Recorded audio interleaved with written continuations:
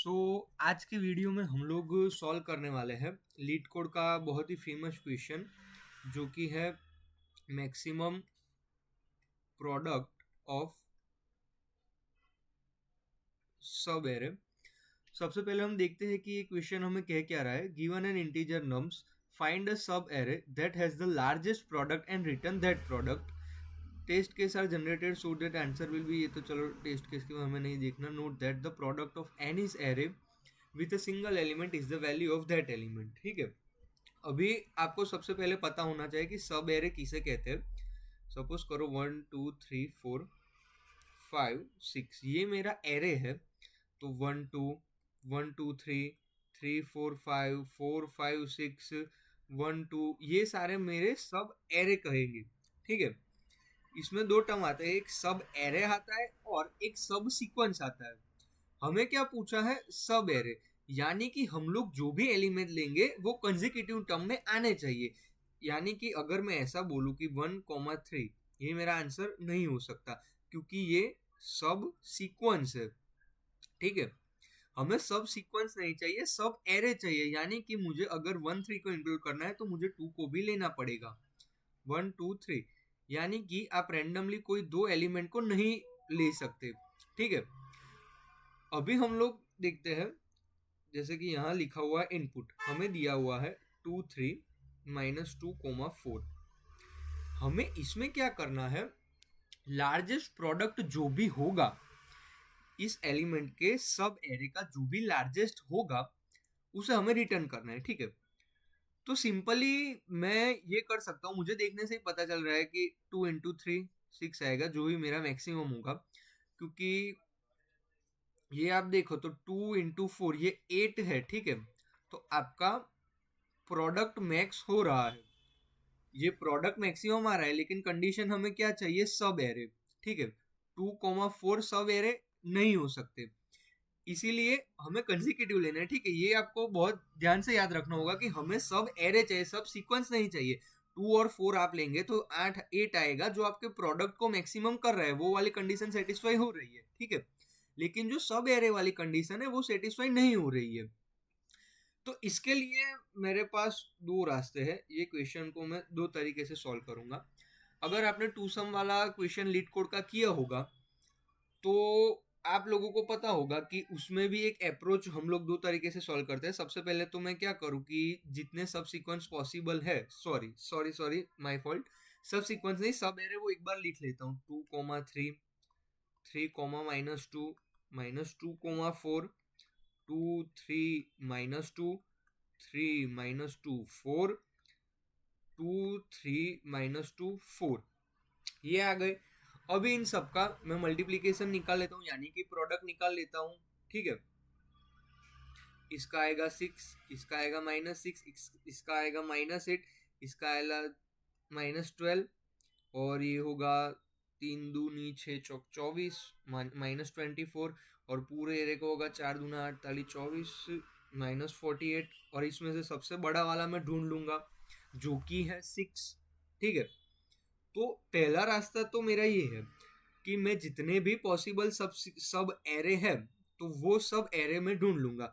यानी कि आपको मैं विजुअल करके दिखाऊं तो हम लोग क्या करें, सबसे पहले 2 को 3 के साथ मल्टीप्लाई करेंगे, उसके बाद 2 3 -2 को मल्टीप्लाई करेंगे, उसके बाद 2 3 -2 4 को मल्टीप्लाई करेंगे, उसके बाद 3 को -2 के साथ मल्टीप्लाई करेंगे, 3 को 4 के साथ मल्टीप्लाई करेंगे, फिर आगे शिफ्ट होंगे 2 को 4 के साथ करेंगे, और फिर आगे नहीं बढ़ सकते, ये एंड आ गया। ठीक है, यानी कि सेम ये चीज हम लोग करने वाले हैं। वापस बताता हूँ कि पहला ऑप्शन हमारे पास ये है कि सबसे पहले 2 को 3 के साथ कर दो, फिर उसके प्रोडक्ट को -2 के साथ कर दो, उसके प्रोडक्ट को भी 4 के साथ कर दो, फिर हमें आंसर मिलेंगे। फिर 3 को -2 के साथ कर दो, उसी को 4 के साथ कर दो, 2 को 4 के साथ कर दो, यानी कि सेम ये वाली प्रोसेस के जितने भी सब एरे पॉसिबल है वो सारे सब एरे आप ढूंढ लो, उनका प्रोडक्ट करो, और उस प्रोडक्ट में से जो भी मैक्सिमम आंसर होगा वो आंसर आप लोगों को रिटर्न कराना है। ये तो है बहुत लेंथी मेथड। ठीक है, अगर आप रफली भी सोचे तो आपकी एक लूप चलेगी इस एलिमेंट से इस एलिमेंट तक, फिर दूसरी लूप चलेगी उनके मल्टीप्लिकेशन के लिए, यानी कि रफली रफली आप n स्क्वायर में सॉल्यूशन दोगे। ठीक है, अभी ये ब्रूट फोर्स सॉल्यूशन होगा। लीड कोड पर अगर आप सबमिट करने जाओगे तो आपका टाइम लिमिट एक्सीड होगा, सारे टेस्ट केस रन नहीं होंगे। इसीलिए मुझे अभी कुछ नया सोचना होगा। ठीक है, अभी नया अप्रोच मैं आप लोगों को दिखाता हूँ। ये जो है वो थोड़ा ऑब्जर्वेशन बेस है। आप मुझे ये बताओ कि मुझे जो एरे दिया हुआ होगा, एरे में अगर सारे पॉजिटिव एलिमेंट होंगे तो, ठीक है, बहुत ध्यान से सुनना। सपोज करो मुझे कोई एरे दिया हुआ है 2 3 1 2, मुझे इसमें से मैक्सिमम प्रोडक्ट सब एरे ढूंढना है। यानी कि इनमें से कितने सब एरे होंगे कि जिनका प्रोडक्ट मैक्सिमम हो रहा होगा। अगर मेरे सारे ही एलिमेंट पॉजिटिव है तो 2 3 1 यही मेरा आंसर आने वाला है। ठीक है, मुझे ये पता चल गया कि अगर सारे ही पॉजिटिव एलिमेंट होंगे तो ये जो भी एरे है सभी एलिमेंट को एक दूसरे के साथ मल्टीप्लाई कर दूंगा और मेरा प्रोडक्ट आएगा वो मैक्सिमम ही होगा बाय डिफॉल्ट। ठीक है, अभी दूसरा केस ये आता है कि मेरे पास नेगेटिव एलिमेंट तो हो गए, पॉजिटिव वाला हमने देख लिया कि चलो भाई मेरा एरे में सारे एलिमेंट पॉजिटिव है, तो मैं पूरे एरे को ही मल्टीप्लाई कर दूंगा और जो भी मेरा आंसर आएगा वो ही मेरा मैक्सिमम प्रोडक्ट होगा और उसे ही मुझे रिटर्न करना है। अभी अगर ये वर्क नहीं किया, यानी कि अगर मेरे में नेगेटिव एलिमेंट है, तो अभी नेगेटिव एलिमेंट के अंदर भी मेरे पास दो केस आ रहे हैं। इतने केस क्यों बन रहे हैं? अगर आप लोगों को बेसिक मैथ्स पता होगा तो आप लोगों को पता होगा कि -1 × -1 यानी कि दो नेगेटिव नंबर का अगर आप मल्टीप्लीकेशन करोगे तो वो पॉजिटिव नंबर आएगा, और एक नेगेटिव और एक पॉजिटिव नंबर का मल्टीप्लीकेशन करोगे तो नेगेटिव नंबर आएगा। मैं ये बात इधर क्यों लाया, ध्यान से सुनना। अगर मैंने पॉजिटिव वाला केस देख लिया, अभी मैं नेगेटिव वाले केस पे आऊँ। अभी नेगेटिव वाले केस में व्हाट इफ मेरा एरे कुछ ऐसा हो तो -1, 2, ठीक है, यानी कि जो नेगेटिव एलिमेंट है वो ऑड नंबर्स है, और एक ऐसा आएगा 2 3 -1, कि जो नेगेटिव एलिमेंट है वो इवन नंबर्स में है। ठीक है, ध्यान से देखो, इसमें नेगेटिव नंबर -1 एक ही बार है यानी कि ऑड टाइम्स आ रहा है, इसमें दो बार है यानी कि नेगेटिव नंबर इवन टाइम आ रहे हैं। अभी हमने देखा कि अगर दो बार नेगेटिव नंबर आ रहे हो यानी कि नेगेटिव नेगेटिव पॉजिटिव हो जाता है, यानी कि इन दोनों को मल्टीप्लाई करके मुझे पॉजिटिव रिजल्ट ही मिलेगा, और ये तो पहले से ही है, यानी कि फिर से ये मेरा पूरा एरे पॉजिटिव होगा और ये मैं इस वाले केस में चला गया। यानी कि अगर मेरे पास इवन नंबर आएंगे, अरे हाँ, अगर मेरे पास इवन नंबर आएंगे, टोटल नेगेटिव नंबर्स जो है वो इवन होंगे, तो मैं फिर अपना वही लॉजिक लगा दूंगा। लेकिन अभी आप लोग बोलोगे कि अगर ऑड आ गए, ठीक है, अगर ऑड आ गए तो क्या करेंगे, वो देखते हैं। मैं क्या करता हूँ, इसको इसके साथ मल्टीप्लाई किया तो इसका आंसर 6 आया। ठीक है, अभी इसको इसके साथ मल्टीप्लाई करूंगा तो मेरा आंसर -6 बन जाएगा, जो कभी भी मैक्सिमम तो नहीं ही होने वाला है। ठीक है, तो यानी कि यहाँ तक ही मेरा एरे का मल्टीप्लिकेशन होगा। उसके बाद मैं इसको इसके साथ मल्टीप्लाई करूंगा तो मेरा आंसर नेगेटिव ही आने वाला है। यहाँ मुझे ऑलरेडी एक पॉजिटिव आंसर मिल चुका है, तो मुझे इसको इसके साथ मल्टीप्लाई करने की कोई ज़रूरत ही नहीं है। लेकिन अगर मेरा एरे कुछ इस तरीके से हो 2 3 -1 और 99, ठीक है, तो अभी एक अकेला लास्ट एलिमेंट भी सब एरे तो हम लोग गिन ही सकते हैं, क्योंकि सब एरे बोला है तो सब एरे सिंगल एलिमेंट भी हो सकता है। तो यहाँ तक मुझे पता चल गया आंसर मेरा 6 होगा। सब एरे बोला है यानी कि कंटिन्यूसली मल्टीप्लिकेशन ही होगा, -1 को हम लोग ले नहीं सकते, लास्ट एलिमेंट 99 है, तो मैं 6 और 99 को कंपेयर कर लूंगा, जो बड़ा होगा वो मेरा आंसर होगा, यानी कि 99 मेरा आंसर होगा। मतलब मुझे ये पता चल जाएगा, एक टर्म आती है प्रीफिक्स, प्रीफिक्स और सफिक्स, यानी कि मुझे ये पता चल गया कि मेरे जो भी कुछ एलिमेंट होंगे उसमें से या तो प्रीफिक्स मेरा आंसर होगा या तो सफिक्स मेरा आंसर होगा। ठीक है, या तो प्रीफिक्स या तो सफिक्स, यानी कि आगे से एलिमेंट का मल्टीप्लिकेशन या तो पीछे से एरे का मल्टीप्लिकेशन मेरा आंसर होने वाले है। अभी एक और नया केस लेता हूं, 0 2 3 4 0 6 4। अभी हम लोग मल्टीप्लाई करेंगे तो आप लोगों को पता है किसी भी नंबर का 0 के साथ मल्टीप्लिकेशन करेंगे तो 0 आएगा, यानी कि यहां से मैं आगे बढ़ते जाऊं तो यहां तक मेरा आंसर 24 होगा। अभी मैं जैसे ही यहाँ पे पहुंच गया, ठीक है, जैसे भी मैं यहाँ पे पहुंच गया तो ये 24 कट के 0 हो जाएगा, यानी कि ये तो दिक्कत वाली बात हो गई। सेम हमने नेगेटिव में कैसे देखा था कि इधर हमारा आंसर नेगेटिव होगा, दैट मीन्स के छोटा हो गया, हमें मैक्सिमम चाहिए। उसी तरह से अगर मेरे में 0 आ गया, ठीक है, अगर मेरे में 0 आ गया तो जो भी मेरा आंसर होगा वो छोटा हो जाएगा, यानी कि यहाँ मुझे स्टॉप कर देना होगा।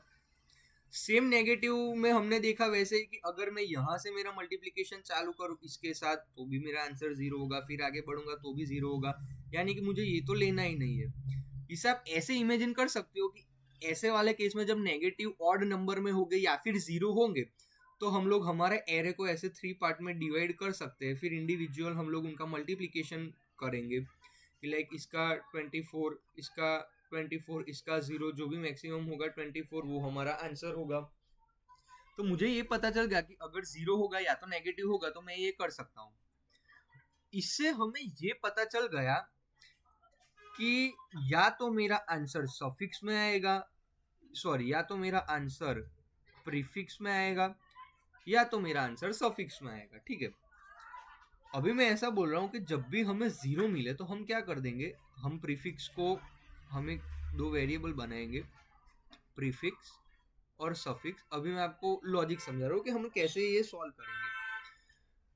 प्रीफिक्स मेरा क्या करेगा, एरे के पहले पोजीशन से लेके इस तरफ बढ़ता जाएगा और प्रोडक्ट करेगा, और मेरा जो सफिक्स होगा वो लास्ट एलिमेंट को उससे आगे वाले एलिमेंट के साथ मल्टीप्लाई करता रहेगा, और जब भी 0 मिले, जब भी x की वैल्यू 0 हो जाए उसको 1 कर देंगे, सफिक्स की वैल्यू जब भी 0 हो जाए तो उसको 1 कर देंगे, यानी कि यहाँ से बढ़ते बढ़ते बढ़ते बढ़ते आप यहाँ पे आए, ठीक है, यहाँ आप वैल्यू को काट के 1 कर दोगे, ठीक है।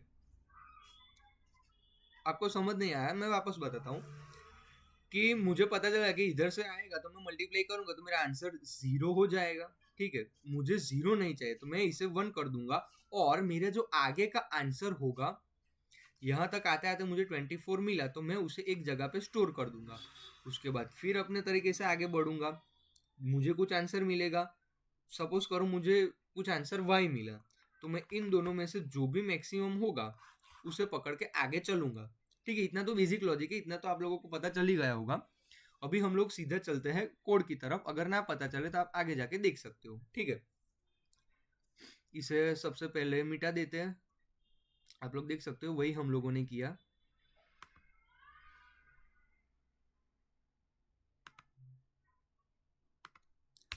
ठीक है, सबसे पहले तो हम प्रीफिक्स और सफिक्स को इनिशियलाइज कर देंगे।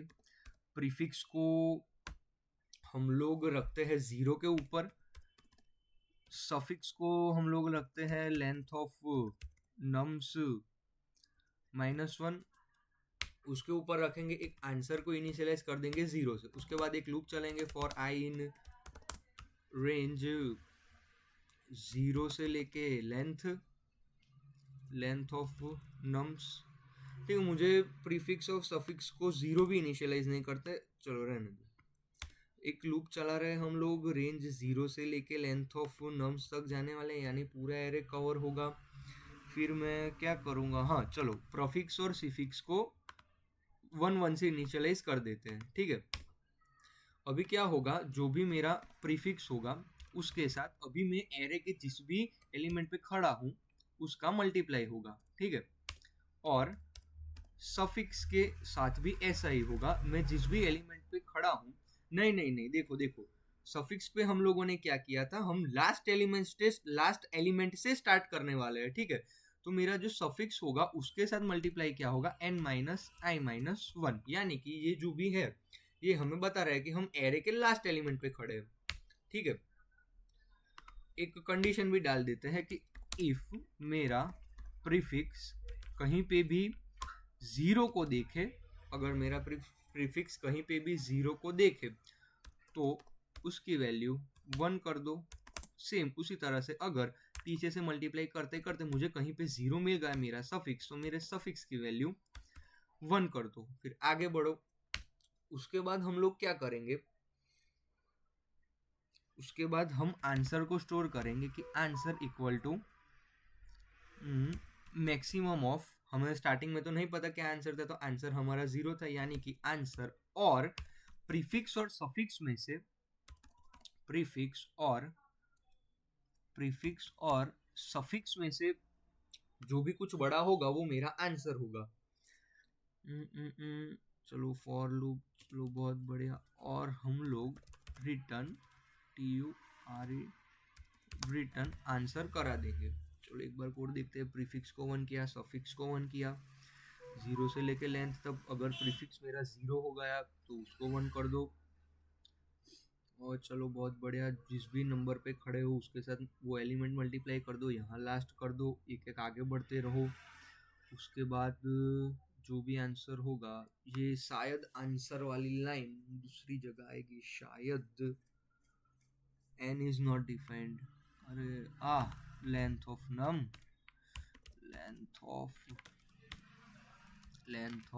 नम्स -i-1, ये शायद आंसर वाली लाइन हम लोगों को फॉर लूप के बाहर लिखनी थी।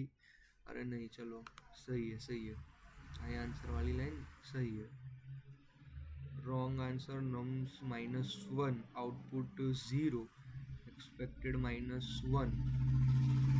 हाँ मतलब ये बेस केस था जो हमने स्टार्टिंग में इग्नोर कर दिया था कि ये वाला note the product of an array with a single element is the value of that element. ठीक है, चलो कोई बात नहीं, इसे भी कर देते हैं। अंदर आने से पहले ही हम लोग लिख देते हैं कि if length of nums equal 1, return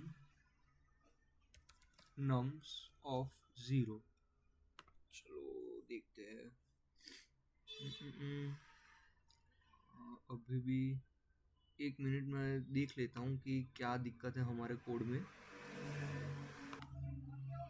हम लोगों का लॉजिक सही था, हम लोग सही जा रहे थे, लेकिन हमें इस लाइन में गलती हो गई। हमें मल्टीप्लिकेशन करना है, यहाँ हम लोग सफिक्स की वैल्यू को इनिशियलाइज ही कर रहे हैं, यानी कि वो हमें आंसर गलत ही देने वाला है, हमें मल्टीप्लाई करना है। ठीक है, अभी सबमिट करके देखते हैं।